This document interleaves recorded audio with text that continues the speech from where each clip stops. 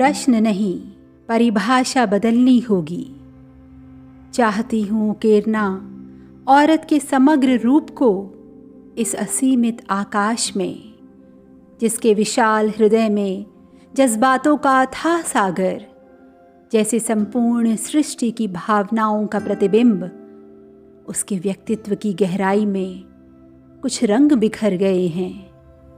कहीं व्यथा है, कहीं मानसिक यंत्रणा, तो कहीं आत्महीनता की टीस लिए एक और संख्या बनी मिटती ही रही।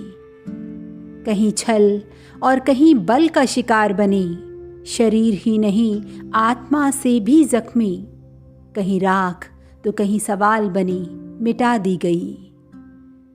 सदियों से आज भी वह जूझती है अपने आत्मसम्मान के लिए। परिवार, समाज, मर्यादाओं में बंधी वह पुरुष ही नहीं औरत से भी तो चली गई।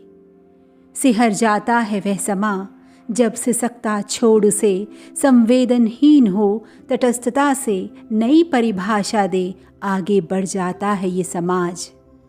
अपनी शक्ति से अनजान वह चूल्हे की आग सी सुलगती गुम हो रही है इस मटमैले धुएं के गुबार में।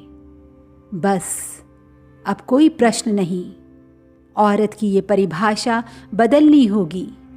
समाज द्वारा निर्धारित मापदंड और पैमानों से परे अपनी मातृत्व शक्ति के साथ अब उसे ही मर्द को मर्दानगी के दायरे बताने होंगे।